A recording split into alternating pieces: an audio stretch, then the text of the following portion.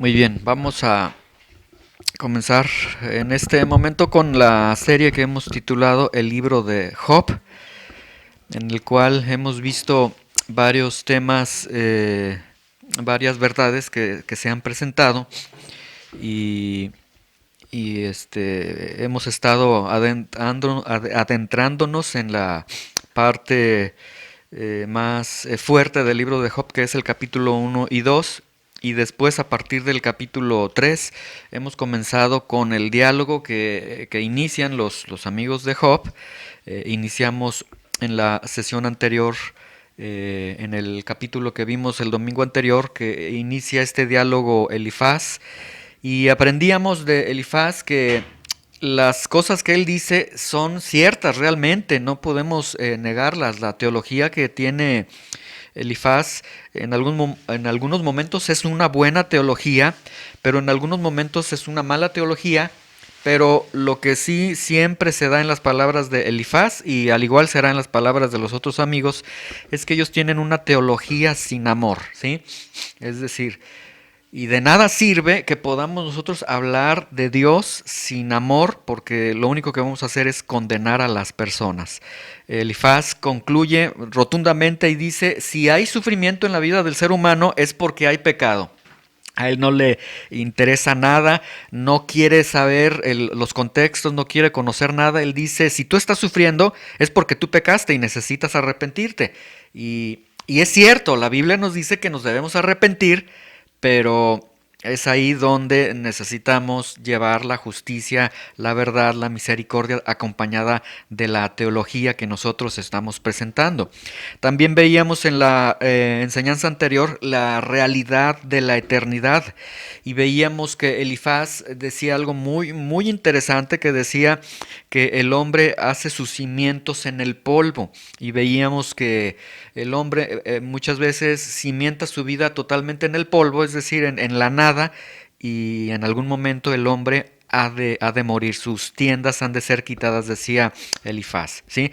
Hoy vamos a ver, vamos a entrar ya al capítulo número 5 y vamos a estar atendiendo de los versículos 1 al versículo 8. Job capítulo 5, versículo 1 al versículo 8, y el tema que tenemos para esta ocasión es vuélvete a Dios. ¿Sí? El tema es vuélvete a Dios. Con este pequeño contexto que les he dado de el sufrimiento de Job, en medio del sufrimiento ahora vienen estos amigos que quieren consolar a Job, pero pues el diálogo que tenemos es de Elifaz, una teología sin amor, sin misericordia, y todo lo que Elifaz le ha dicho a Job desde la enseñanza anterior. Y entonces, en base a ese contexto, vamos a continuar, al versículo 1, para ir leyendo del versículo 1, 2, 3, 4, hasta llegar al número 8, y descubrir las verdades que la Biblia nos va a presentar en estos capítulos. Vamos a orar y pedir que el Señor nos pueda hablar a través de su palabra. Señor, te damos muchas gracias en esta mañana. Gracias por la oportunidad que estamos reunidos, Señor, en tu casa. Gracias por la oportunidad de bendecirte, exaltarte. Ahora que cantábamos, Señor, decíamos, ¿quién como el Señor que tiene en sus planes el salvar al hombre? Y en verdad, Señor, ¿quién como tú, quién sino tú, que tiene este gran plan fuera de toda sabiduría humana de salvar al hombre de sus pecados? Señor, ¿quién como tú? Hoy queremos rogarte que nos hables a través de tu palabra, ayúdanos a trazar adecuadamente la escritura, y Señor, que tu palabra pueda ser de bendición para cada uno de nosotros. En el nombre de Jesús te damos gracias. Amén. Muy bien, vamos entonces en ese mismo contexto, como si estuviéramos en la televisión, prendemos otra vez el canal, el capítulo, y seguimos con la historia. Elifaz está hablando con Job, está hablando cosas en las que se está equivocando, le está diciendo cosas en las que está en todo lo cierto, pero se lo está diciendo sin misericordia. Y vamos al versículo 1 y continuamos con este contexto. Vean las palabras de Elifaz para Job. Ahora en el versículo 1 Elifaz le dice: ahora pues da voces, ¿habrá quien te responda? ¿Y a cuál de los santos te volverás? Y nuevamente tenemos esta teología sin misericordia. La alusión que hace ahí en el versículo 1 cuando dice ¿habrá quien te responda? Ese quien está haciendo alusión a Dios. O sea, lo que Elifaz le está diciendo es: Job, Dios no te va a responder. En medio de la situación que tú estás viviendo, en medio de este dolor, es decir, vean, como los ojos de Elifaz dejaron de ver el dolor de Job. Y ahora están viendo: no, Job, tú tienes la culpa, tú estás sufriendo porque tú pecaste y no quieres reconocer que has pecado. Y ahora Elifaz misericordiosamente le está diciendo: Job, Dios no te va a escuchar, ¿sí? Y luego dice: ¿y a cuál de los santos te volverás? Los santos son los ángeles, una forma de llamar los ángeles. Se supone que los ángeles están para ayudar a los hombres y ahora ni siquiera los ángeles que ayudan a los hombres ayudarían a Job. Entonces Elifaz le está diciendo a Job: mira, Dios no te va a responder, los ángeles no te van a ayudar hasta que tú reconozcas tu pecado. Y nuevamente una mala teología, falta de misericordia a la hora de hablar, pero sí se está equivocando aquí Elifaz porque está presentando a un Dios totalmente distante, a un Dios del cual no hay forma de acercarnos a Él. Es decir, imagínense que alguien te comparte del Evangelio y te dice: ¿habrá quien te responda en medio de tu situación de pecado? ¿Tú crees que Dios te va a responder? ¿Tú crees que los ángeles te van a ayudar? Pues en vez de estar dando vida, estaríamos dando muerte a través de esas palabras. Ahora, vean el versículo 2. Es cierto que al necio lo mata la ira y al codicioso lo consume la envidia. Y aquí hace un juego de palabras muy interesante. Al necio lo mata la ira, al codicioso lo consume la envidia. ¿Qué quiere decir Elifaz? Aquí sí quiere decir una gran verdad. El pecado, en cualquiera de sus presentaciones, el pecado trae muerte. Romanos 6:23 dice: porque la paga del pecado es muerte. Siempre que haya pecado, y en la vida de todo ser humano ha habido pecado, siempre habrá entonces muerte en la vida del ser humano. Después Job capítulo 5 versículo 3. Yo he visto al necio que echaba raíces, es decir, que prosperaba, y en la misma hora maldije su habitación. En el hebreo dice: y en la misma hora su habitación fue maldecida. Entonces, siguiendo la idea del versículo 2 de que el pecado mata, aun cuando en la vida del pecador el pecador prospera, de cualquier forma habrá maldición sobre ellos. Entonces no importa cuánto pueda prosperar el pecador, el malvado, el malo, en algún momento siempre habrá maldición sobre él porque el pecado trae muerte. El versículo 4 dice: sus hijos estarán lejos de la seguridad, en la puerta serán quebrantados y no habrá quien los libre. Sí, la puerta de la ciudad era un lugar donde se juntaban los ancianos para escuchar los problemas de la ciudad, para dictaminar sentencias, juicio, etcétera. Pero aquí lo que también Elifaz está diciendo, y lo dice realmente con cierta verdad, que el pecado incluso afecta a las descendencias de aquellos que pecan, ¿sí? Todo pecado siempre tiene consecuencias y los pecados, nuestros pecados, no nos afectan tan solamente a nosotros, sino a los que nos rodean y pueden traer consecuencias también para nuestras generaciones, ¿sí? Versículo 5, sus mies comerán los hambrientos y las sacarán de entre los espinos y los sedientos beberán su hacienda, ¿sí? Y esto significa que, como ya vimos en el versículo 3, la maldición está por el pecado. Bueno, sus mies comerán los hambrientos y las sacarán de entre los espinos y los sedientos beberán su hacienda. Que lo que tenga el pecador, aún lo poco, lo mucho que tenga, le será quitado en algún momento a consecuencia precisamente del pecado. Luego el versículo 6 dice: porque la aflicción no sale del polvo, ni la molestia brota de la tierra. Es decir, la aflicción y la molestia, que quiere decir Elifaz, es decir, el sufrimiento que es provocado por el pecado, dice, no viene de la naturaleza, se encuentra fuera del control humano, y lo que quiere entonces dar a entender es que el sufrimiento viene a causa del pecado y viene de Dios a causa del pecado. Y nuevamente las palabras de Elifaz para con Job es: tú has pecado y por eso estás sufriendo. Luego el versículo 7 dice: pero como las chispas se levantan para volar por el aire, así el hombre nace para la aflicción. Y aquí está Elifaz hablando de la naturaleza del pecador, que el pecador, como las chispas cuando vuelan, el pecador así está presto para ir a la destrucción, es decir, nace para el dolor el pecador.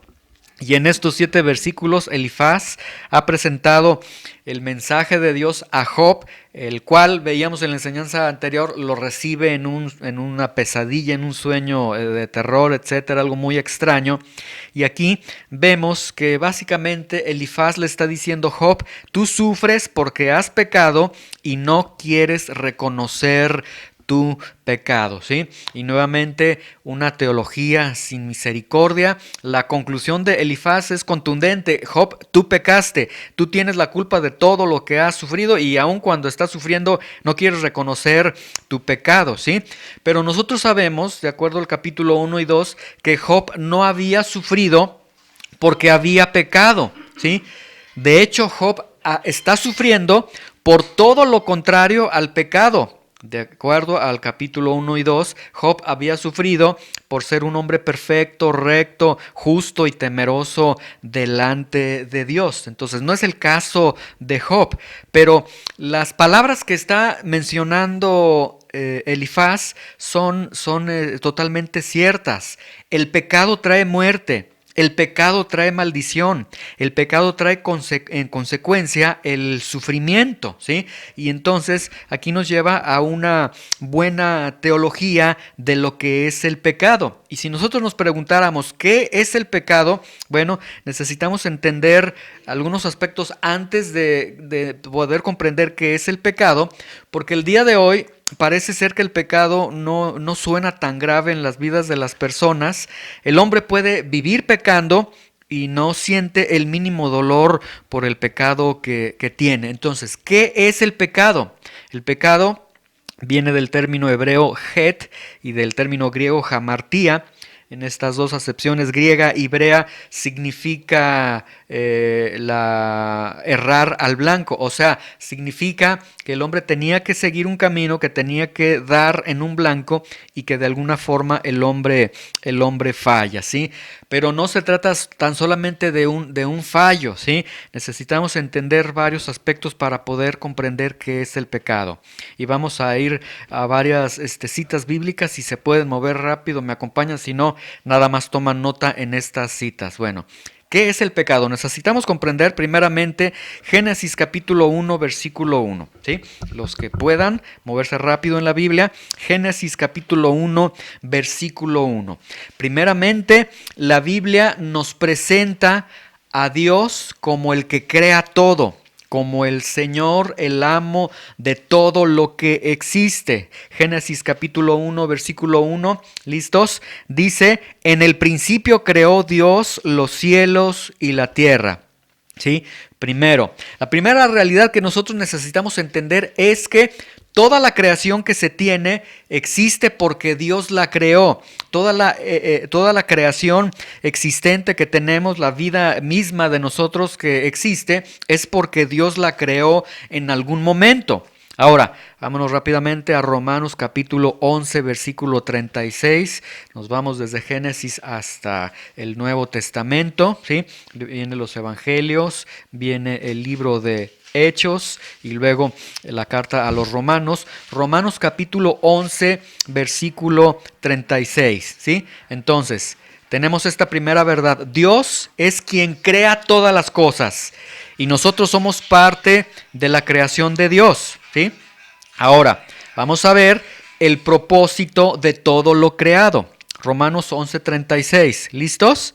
Dice: porque de Él y por Él y para Él son todas las cosas, a Él sea la gloria por los siglos. Amén. Entonces, todo lo que existe tiene un propósito y el propósito que tiene es para la gloria de Dios, ¿sí? Ahora, yo les hago una pregunta a cada uno de ustedes. ¿Ustedes existen?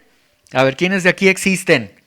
Todos, ¿sí? Sería irracional decir, bueno, pues si me estás viendo, si estoy aquí es que existo. Ok, entonces, si tú existes, el propósito de tu existencia es la gloria de Dios, de acuerdo a Romanos 11:36. Para eso existes, ¿sí?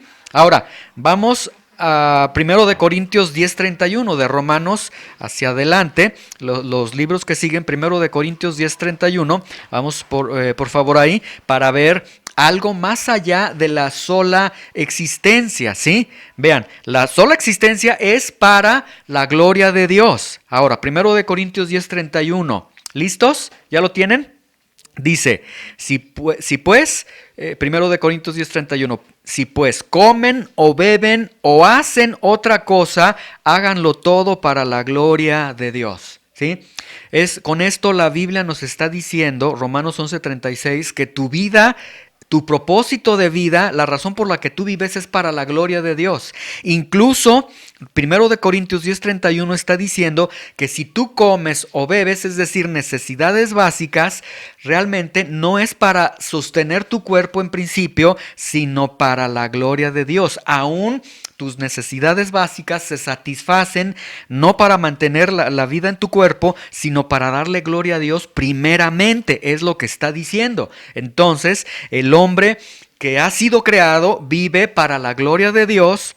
Y todo, en todas las áreas de tu vida, se tiene que dar gloria a Dios. Es lo que Dios está diciendo en su palabra, ¿sí? Ahora, vamos rápidamente a Job capítulo 4, versículo 19, para recordar unas palabras que decía Elifaz. La Biblia entonces es muy clara. Génesis 1:1, Dios existe, Dios creó las cosas. Romanos 11:36, tu vida ha sido creada para la gloria de Dios. 1 de Corintios 10:31, tu vida no es para que satisfagas tus propias necesidades, sino para que incluso en medio de la satisfacción de tus necesidades le des gloria a Dios.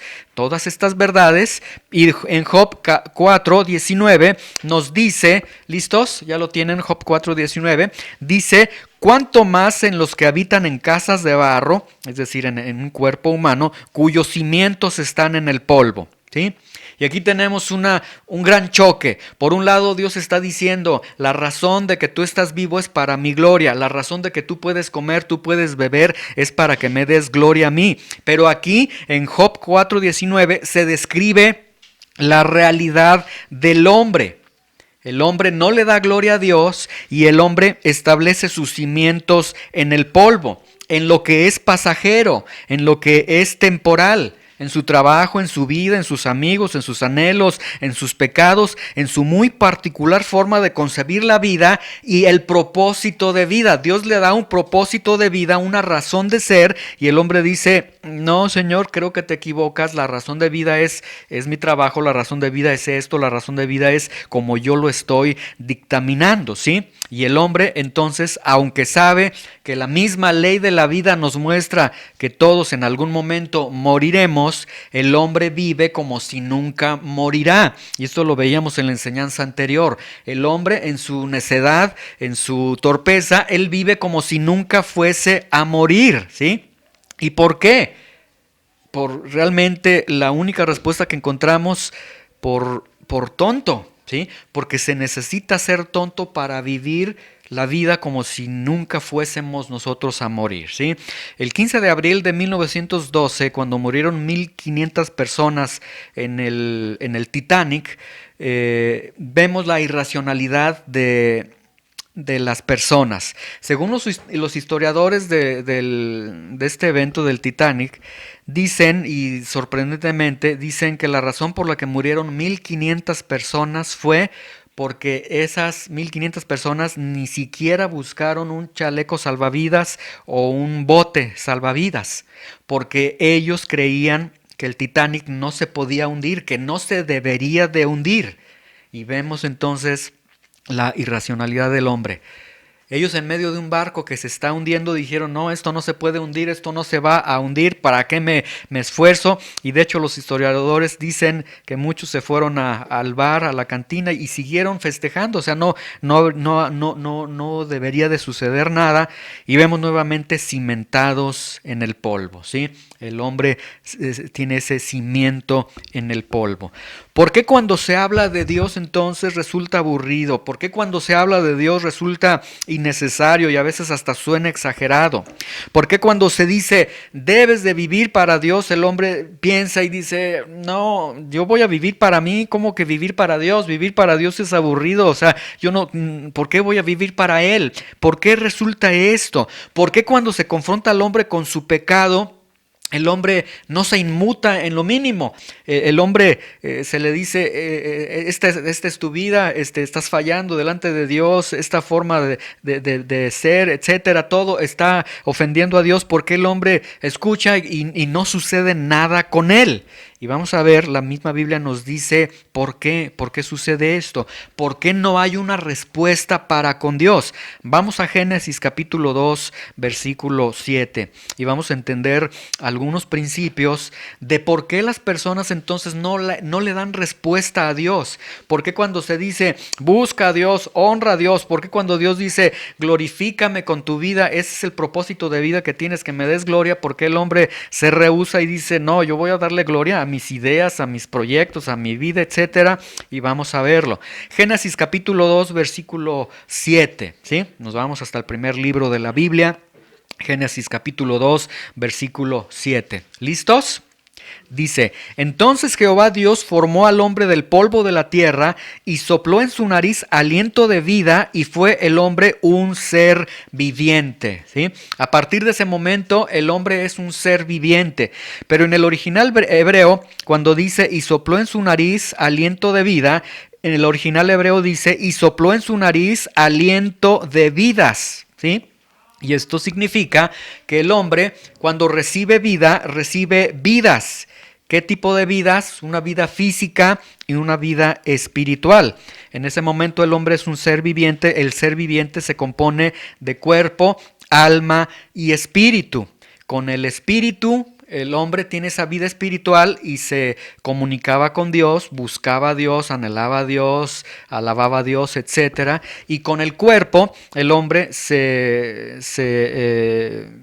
interactuaba con el mundo exterior.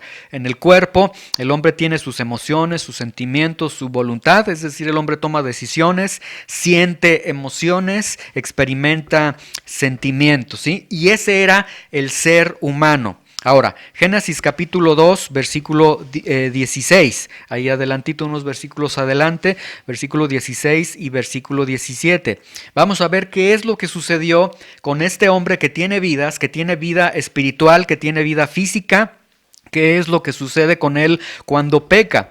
Dice, versículo 16, y mandó Jehová Dios al hombre diciendo, de todo árbol del huerto podrás comer, mas del árbol de la ciencia del bien y del mal no comerás, porque el día que de él comieres, ciertamente morirás. Y vemos que por primera vez en toda la historia humana, que bueno, la historia humana consta de Adán y Eva nada más, pero en toda la historia de la humanidad se menciona la palabra muerte. Hasta ese momento nada había muerto, ni un animal, ni Adán ni Eva, nada había de muerte por primera vez. Cuando Dios le dice ciertamente morirás, utiliza un término bastante agresivo, que es el término mut, que significa asesinar o quitar la vida. Entonces Dios realmente le está diciendo, cuando tú peques, yo mismo te voy a quitar la vida. Pero ¿cuántas vidas recibió Adán y Eva? 2, vida física, vida espiritual, ya lo vimos en Génesis capítulo 2, versículo 7. ¿Cuántas vidas perdería entonces Adán y Eva? Las 2, física y espiritual, ¿sí? Ahora, Dios dijo que la consecuencia de desobedecerle sería la muerte. Y eso lo vemos, por ejemplo, en 1 de Juan 3:4 confirmado, se los leo nada más. Todo aquel que comete pecado infringe también la ley, pues el pecado es infracción de la ley y la ley trae después la muerte, ¿sí? Ahora, El pecado trae entonces muerte. Elifaz está diciendo que el pecado trae muerte. Desafortunadamente, la muerte se entiende como el cese de la existencia. Ellos piensan que morir es que cesa la existencia, lo cual está muy lejano a lo que Dios había dicho cuando dice ciertamente morirás. Nuevamente la reflexión que nosotros hacemos: ¿cuántas vidas le da Dios a Adán y Eva? Le da vida física, le da vida espiritual. Cuando Dios le dice te voy a quitar la vida, también se está refiriendo en plural: te voy a quitar esas vidas que te di. Entonces, la muerte a la que se está refiriendo el Señor cuando dice ciertamente morirás es una muerte física, una muerte espiritual y una muerte eterna del hombre. Entonces, y el hombre, de hecho, Adán lo está comprendiendo desde un principio, que cuando venga la muerte, él va a perder todas estas esferas y él va a entender que se encontrará en una eternidad sin Dios. Sin embargo, aún sabiendo que el pecado trae muerte y que la muerte es muerte física, muerte espiritual y muerte eterna, vamos a Génesis capítulo 3, versículo 6 para ver qué es lo que sucedió. Y aquí vemos el reflejo del hombre. Dios le dice al hombre: el pecado trae muerte, arrepiéntete, ven a mí. Y el hombre dice: bueno, ok, alcanzo a entender que el pecado trae muerte, no entiendo del todo lo que es la muerte, pero el hombre toma la decisión de pecar. Vean lo que sucede, Génesis capítulo 3, versículo 6. No obstante que Dios les está advirtiendo acerca de la muerte, dice el versículo 6, y vio la mujer que el árbol era bueno para comer y que era agradable a los ojos y árbol codiciable para alcanzar la sabiduría. Vean, el colmo de los colmos es que Eva y Adán comieron del fruto prohibido no por hambre, sino por ser como Dios. ¿Sí? Y tomó de su fruto y comió, y dio también a su marido, el cual comió así como ella.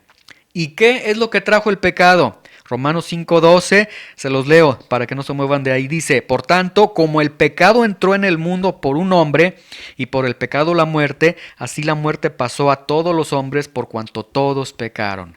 ¿Qué trajo el pecado? Trajo la muerte, ¿sí? ¿Y qué sucedió cuando el hombre murió? Que en este momento nosotros vemos que después Adán y Eva son expulsados del huerto, lo que nos deja ver que no murieron físicamente, pero sí murieron espiritualmente. Vamos a Génesis capítulo 3, versículo 7, ahí estaban en Génesis, ¿verdad? Ahora vamos a Génesis capítulo 3, versículo 7. Vamos a ver el 7, el 8, el 9 y el 10. ¿Qué sucede cuando el hombre muere espiritualmente? Vean, dice: entonces fueron abiertos los ojos de ambos y conocieron que estaban desnudos, entonces cosieron hojas de higuera y se hicieron delantales. Vean, inmediatamente después del pecado, entró la muerte espiritual. Y una vez que entra la muerte espiritual, ya venía la muerte física, ya se estaba avecinando. Pero vean todo lo que sucede. Sus ojos fueron abiertos, lo que implica que sus ojos, su percepción no había sido abierta antes. Conocieron que estaban desnudos. Hubo culpabilidad, hubo vergüenza.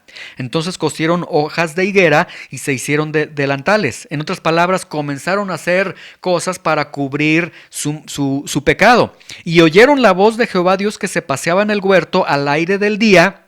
Y algo muy triste: esa misma voz que se paseaba en el huerto al aire del día, el día anterior la habían escuchado.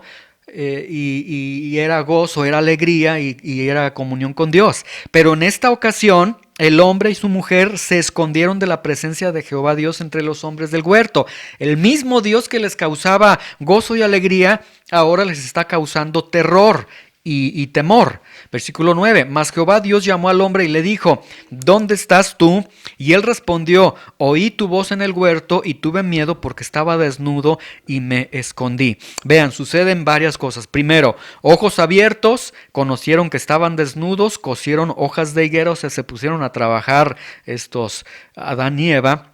Y vean, la inocencia se reemplazó por la culpa. El hombre comienza a vivir bajo la culpa, y cuando el hombre está viviendo en la culpa, es un tormento constante, ¿sí? Ahora, en ese momento, ellos se apoyan, vean que ellos, sus ojos son abiertos.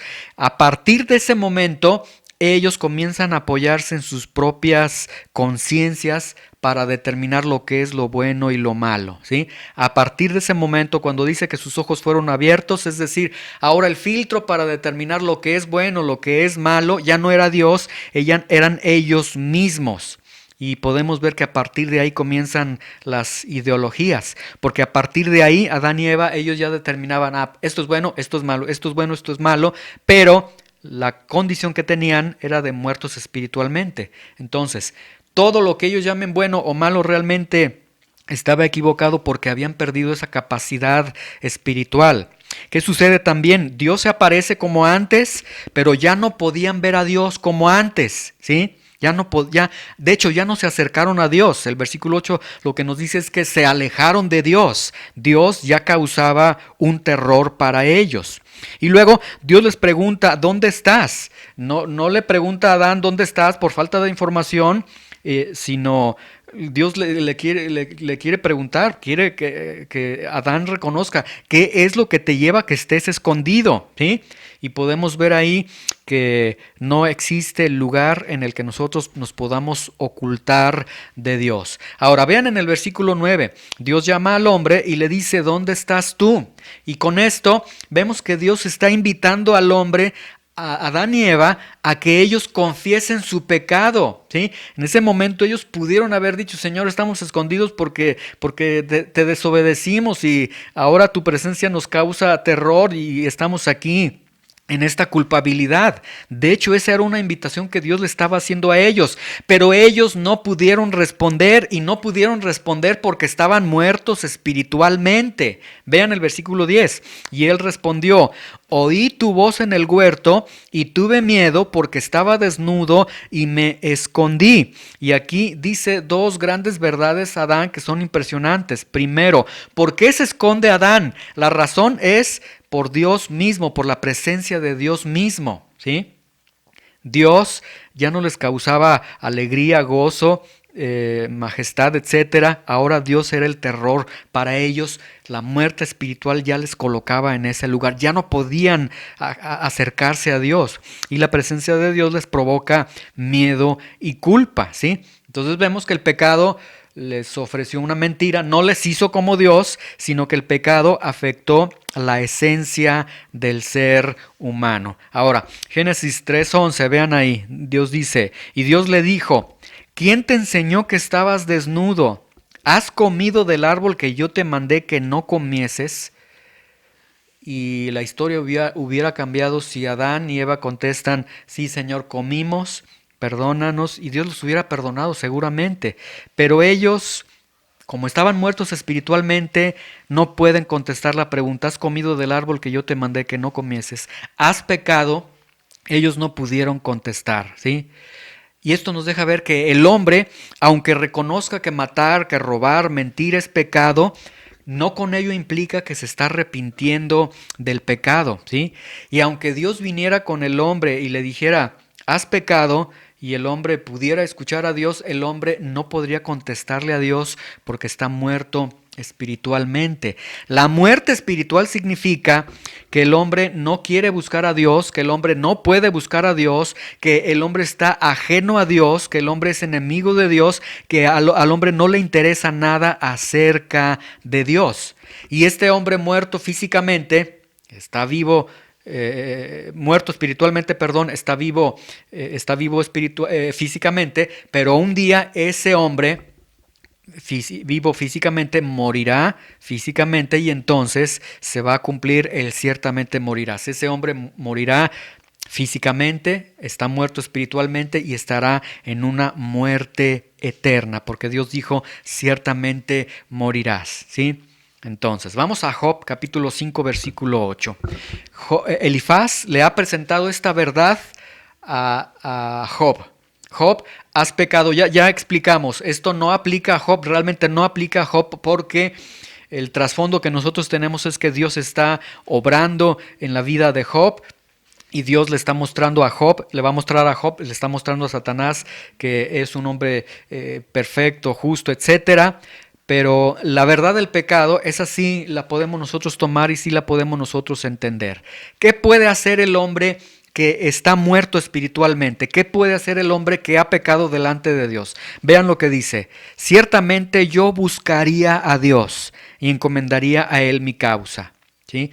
Lo que Elifaz le está diciendo a Job es: Job, vuélvete a Dios en arrepentimiento.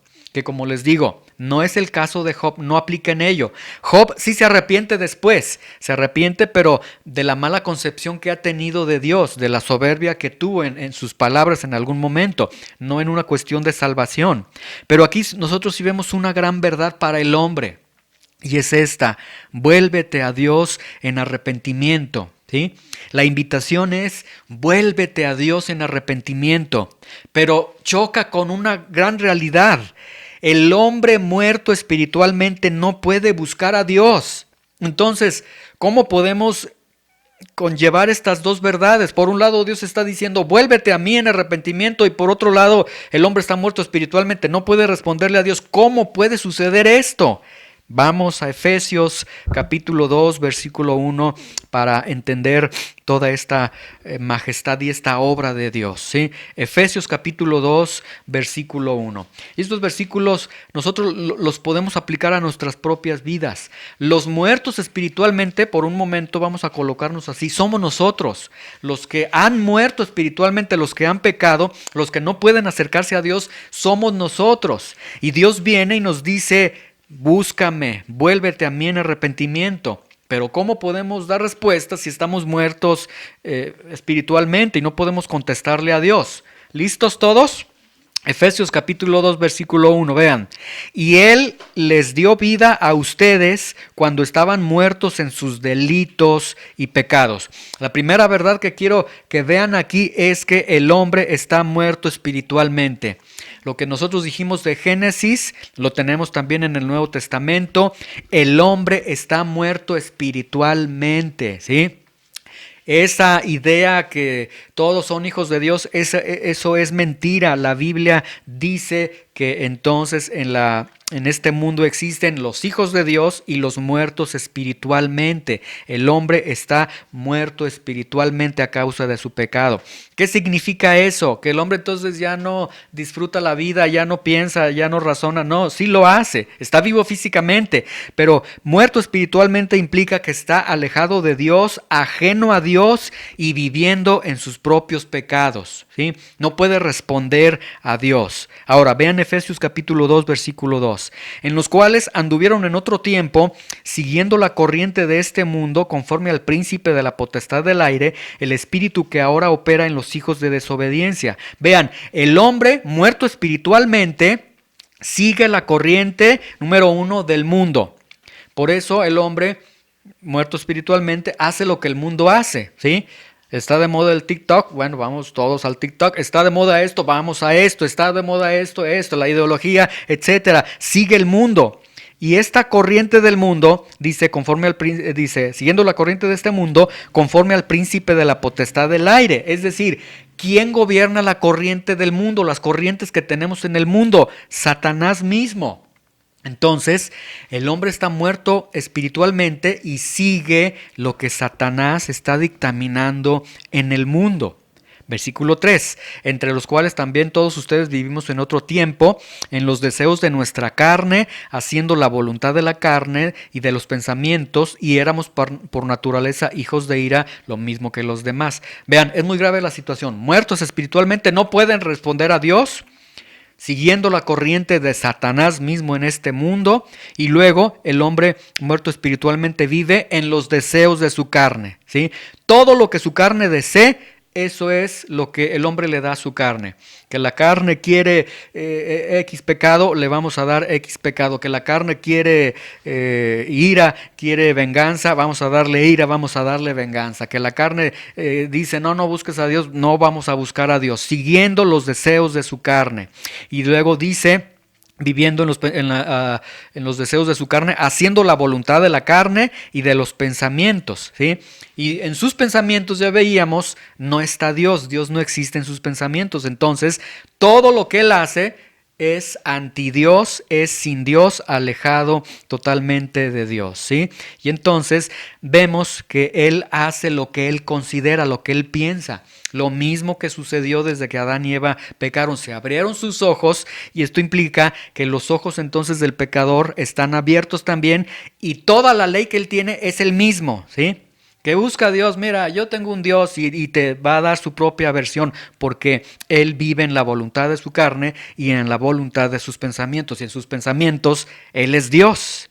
Y luego dice hijos de ira, lo que significa que les espera el castigo de Dios y la muerte eterna. El ciertamente morirás se sigue aplicando el día de hoy. Dios no mintió cuando dijo ciertamente morirás, ¿sí? Ahora, esto no significa, como yo les dije, que en algún momento el hombre pecador no piense en Dios, que en algún momento incluso llegue a reconocer que está mal lo que está haciendo, pero lo que implica es que no puede responder a Dios, no puede responderle a Dios, ¿sí? Es irónico que los grandes artistas que hemos tenido en las biografías de ellos, Michael Jackson y varios artistas, en las biografías de ellos, incluso hasta en la de Ricky Martin, en su libro de biografía que sacaron en algún momento, resulta que todos ellos llega un momento en sus vidas en el que reconocen que lo que hacen está mal, que reconocen que pecan. El Ricky Martin en su libro de biografía reconoce que la homosexualidad es mala y sin embargo vive como un homosexual. Entonces, reconocen sus pecados. Y sí, el hombre pecador puede llegar a reconocer que está mal, pero la incapacidad que tiene es volverse a Dios, no puede. Es más, algo tan fuerte. Incluso si el pecador dijera, Señor, me quiero acercar a ti, quiero que cambies mi vida, ni aún así sucedería. Romanos 9:16 se los leo. Dice, así que no depende del que quiere ni del que corre, sino de Dios que tiene misericordia. Esto significa que aun cuando el pecador dijera, yo quiero volverme a Dios, ni aún así él se puede volver, porque está muerto espiritualmente, ¿sí? Y bueno, Romanos 9:16 realmente nunca se va a cumplir. El hombre muerto nunca querrá buscar a Dios, ¿sí? Entonces, lo que ha mencionado Elifaz es cierto. El pecado trae muerte. De la muerte nadie puede librar al hombre. Pero recuerda, cuando Dios dice muerte, se está refiriendo a la muerte espiritual, a la muerte física y a la muerte eterna. Y de ahí nadie te va a poder librar. Entonces, ¿qué esperanza hay para el muerto espiritualmente? Efesios capítulo 2, versículo 4, continuamos ahí en la lectura, estamos ahí en ese libro. Dice el versículo 4, pero Dios, que es rico en misericordia, por su gran amor con que nos amó, aun estando nosotros muertos en pecados, nos dio vida juntamente con Cristo, por gracia son salvos. Y este versículo nos habla entonces de dos grandes verdades. Verdad número 1, en el mundo hay muertos vivientes, que bueno, en las películas les llaman los zombies. Bueno, los zombies son bíblicos, sí existen. Hay muertos vivientes. Y si quieres ver un muerto viviente, no vayas al panteón, sal aquí a la calle, ve a traer las tortillas y vas a ver varios muertos vivientes. Esos están vivos físicamente, pero están muertos espiritualmente. Y así estábamos nosotros, muertos espiritualmente, pero vivos físicamente.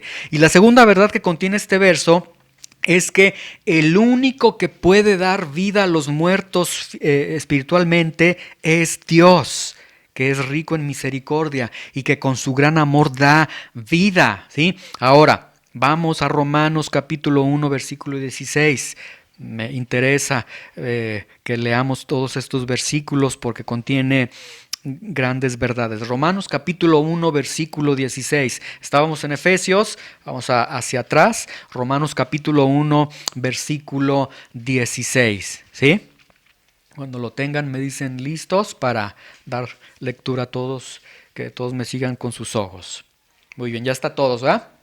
Vean, dice, porque no me avergüenzo del Evangelio, porque es poder de Dios para salvación a todo aquel que cree, al judío primeramente y también al griego. Lo que aquí Pablo acaba de decir es que el único poder que puede resucitar al muerto espiritual es, es el Evangelio. ¿Qué necesita escuchar el muerto espiritualmente? El muerto espiritualmente no necesita escuchar cómo resolver el problema de tu matrimonio, cómo ser rico, cómo vas a ser un campeón, cómo quitar la culpabilidad de tu vida. Lo que el pecador, el muerto espiritualmente necesita escuchar es el Evangelio. Y el Evangelio es sencillo, es Cristo murió por tus pecados. Esto es lo que necesita escuchar el muerto espiritualmente. Cristo murió por tus pecados. Escucha esto que acabo de decir y procésalo en tu mente. Cristo murió por tus pecados. Cristo murió por mis pecados.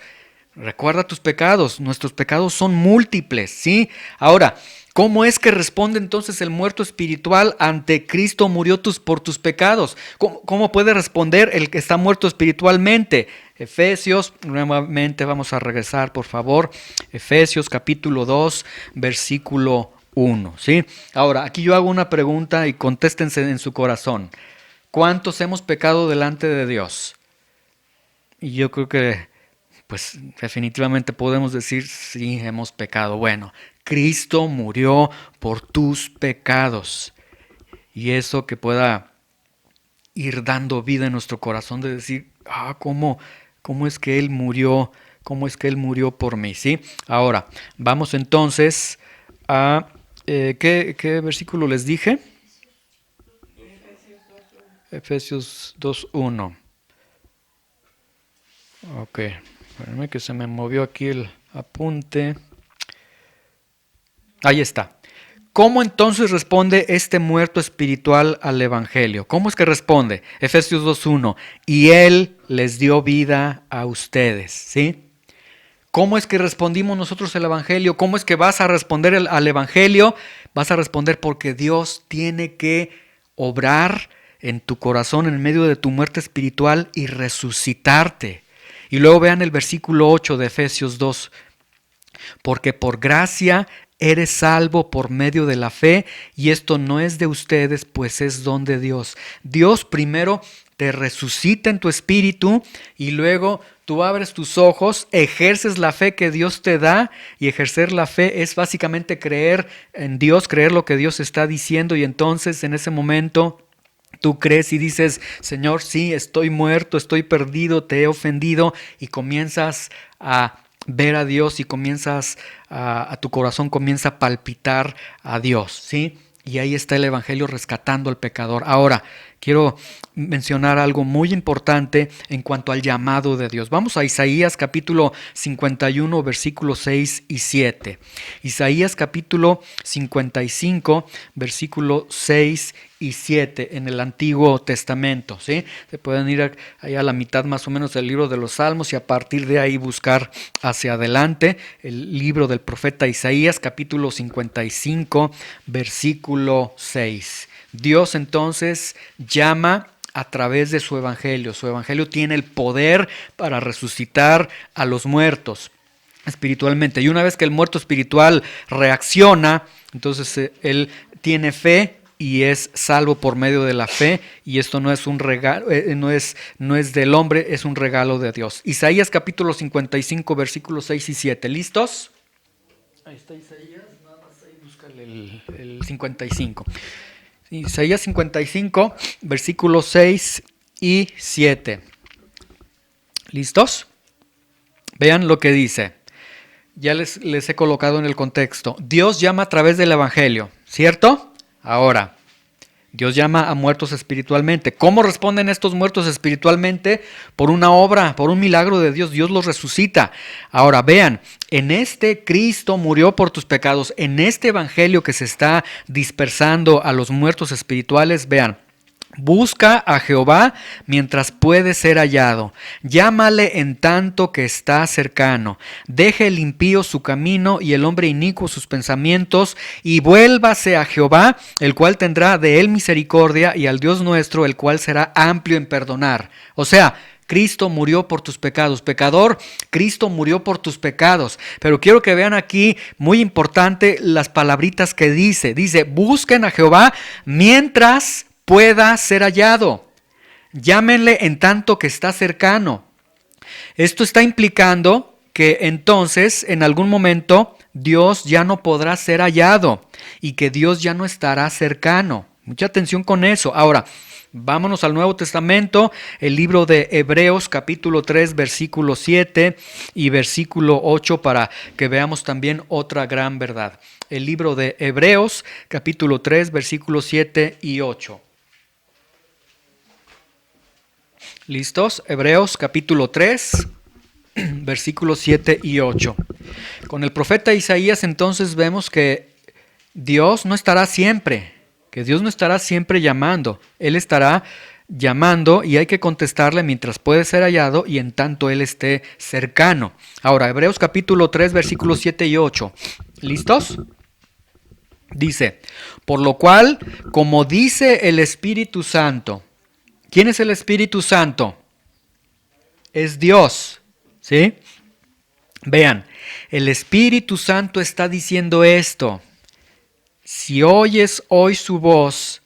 Ahora, Dios, ¿a través de qué te habla? Ya se los expliqué. ¿A través de qué te habla? El llamado de Dios es ¿a través de qué? Del Evangelio.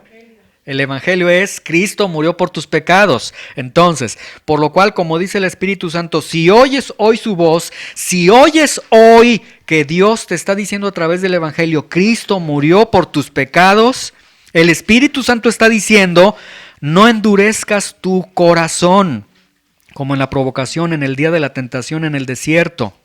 El llamado de Dios es hoy. El llamado al arrepentimiento es hoy, ¿sí?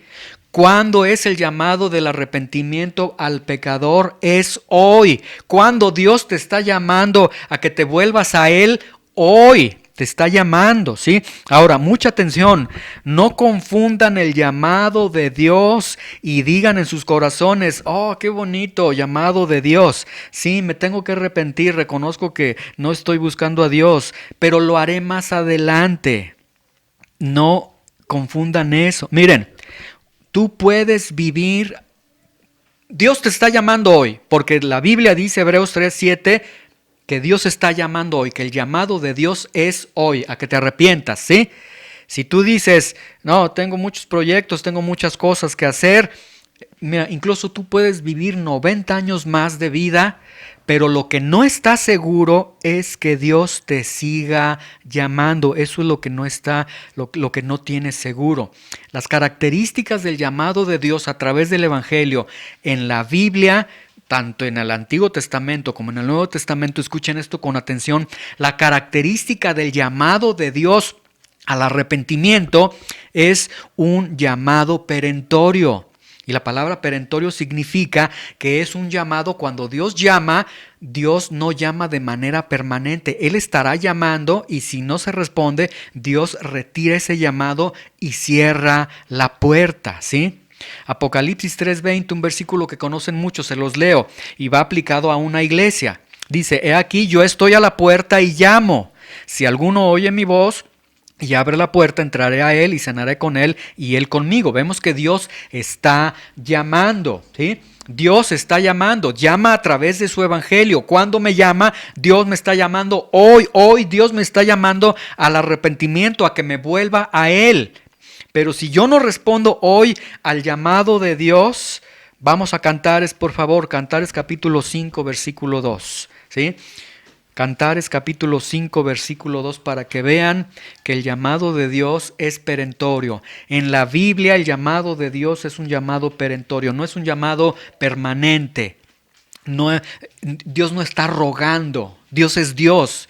¿sí? Es una irracionalidad que Dios llame al pecador, vuélvete a mí, que el pecador le diga después, Señor, sería una irracionalidad, ¿sí? Cantares capítulo 5, versículo 2.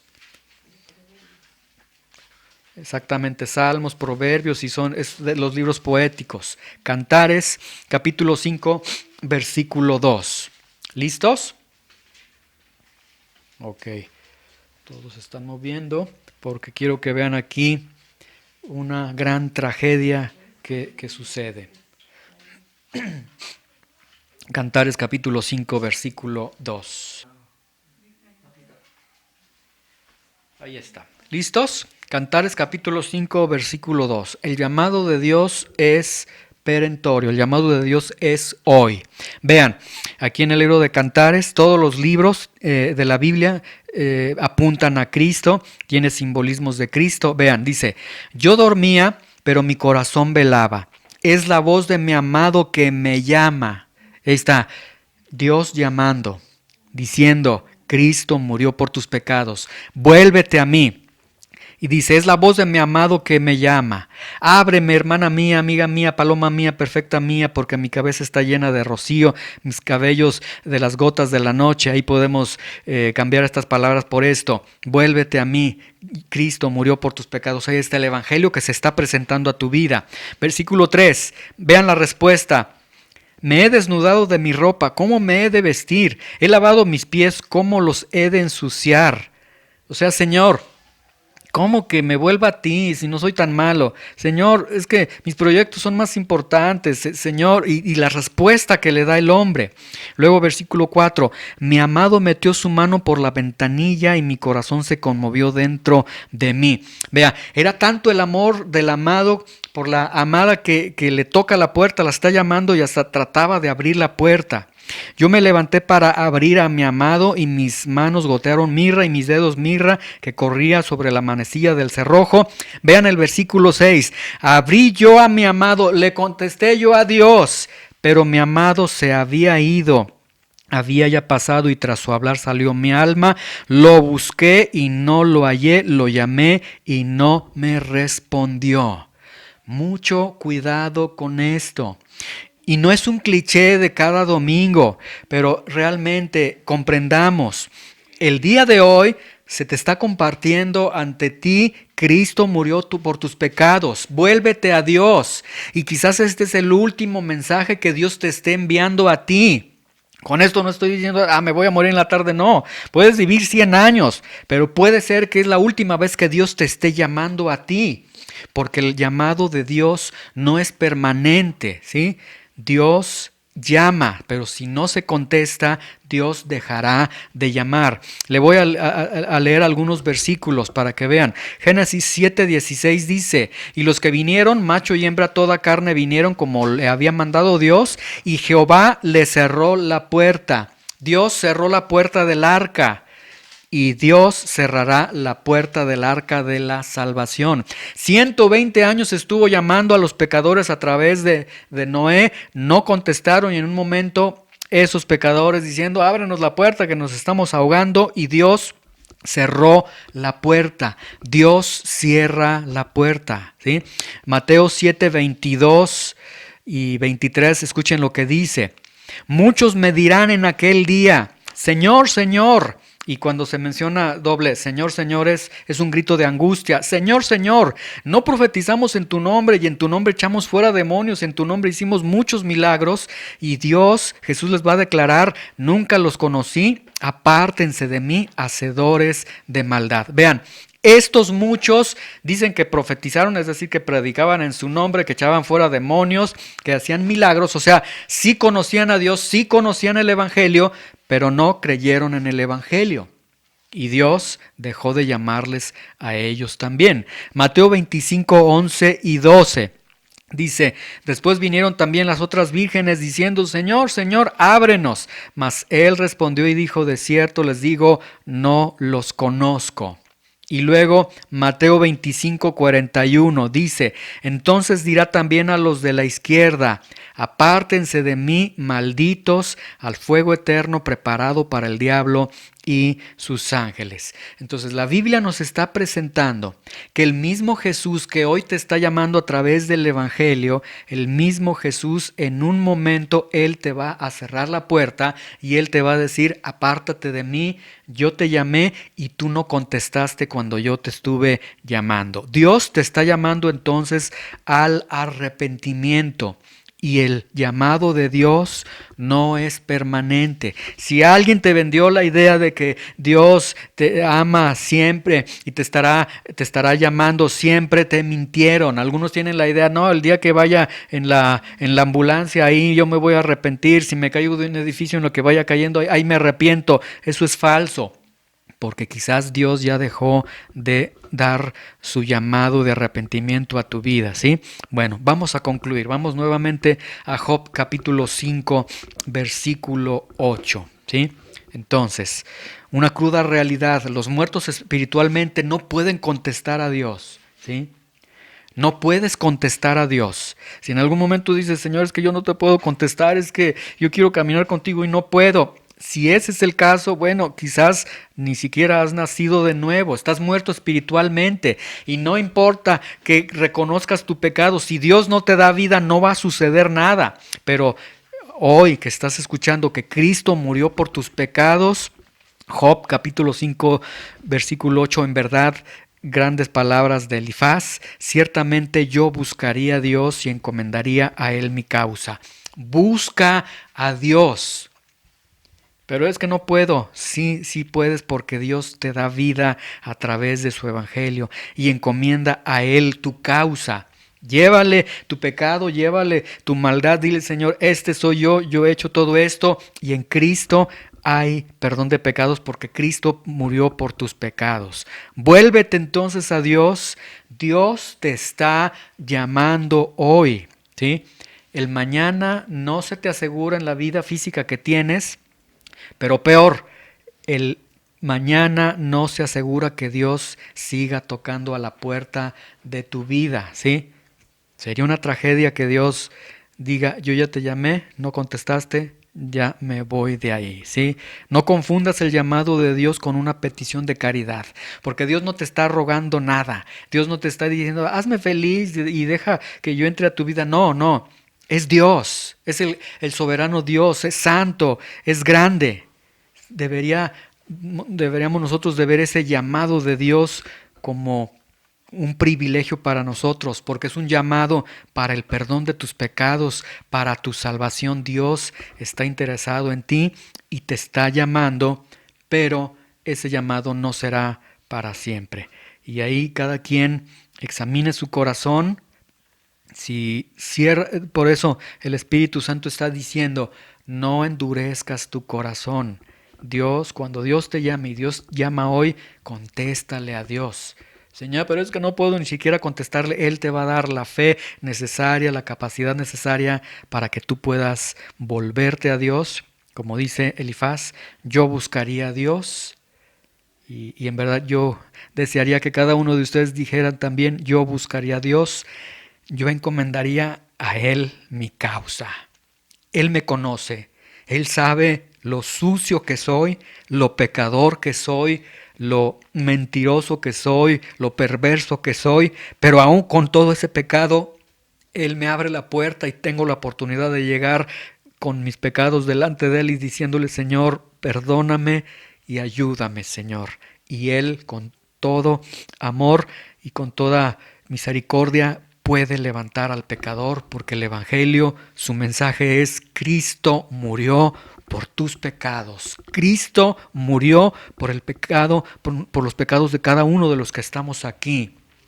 Vas a seguir ese llamado, vas a contestarle a Dios, y yo espero que Dios te ilumine para que la respuesta sea así y que tu corazón no se endurezca. Señor, te damos gracias por tu palabra, gracias por el Evangelio, gracias por las noticias más hermosas que puede escuchar cualquier pecador. Tus pecados han sido perdonados. Señor, qué bendiciones que nuestros pecados, que nuestras culpabilidades ya no nos acosen, ya no nos destruyan, y saber que tú nos perdonas a través de tu evangelio, Señor. Hoy yo sí buscaría a Dios, hoy sí encomendaría mi causa a Él, hoy sí quiero acercarme a ti, Señor. Y yo te ruego que aquellos de mis hermanos que están aquí, que también ellos tomen esa determinación que nace de ti y que ellos digan, yo voy a buscar a Dios. Hoy Dios me está llamando, hoy yo le voy a contestar, porque mañana puede ser ya muy tarde. Ayúdanos, Señor.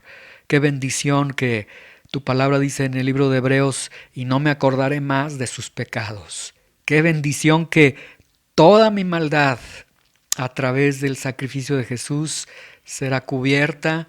Todo este dolor de ofenderte, Señor, de lastimarte, de herir tu nombre, de deshonrarte, puede ser limpiado a través del sacrificio de Jesús. Y Espíritu Santo, taladra esta palabra en el corazón de cada uno de nosotros, porque es palabra tuya, dice el Espíritu Santo. Si oyes hoy su voz, yo te ruego, Espíritu Santo, que escuchen tu voz, cada uno de los que estamos aquí, y que escuchen esa voz de ternura, ese amado que está tocando la puerta, ese amado que incluso hasta quiere meter la mano en la puerta. Y que la respuesta no sea como aquella doncella que vimos que abrió muy tarde y el amado ya no estaba. Señor, Espíritu Santo, taladra esta palabra y que cada uno responda en tu bondad, en tu misericordia. Sí, Señor, me vuelvo a ti, toma mi vida y ayúdame a caminar contigo. En el nombre de Jesús te damos gracias. Amén.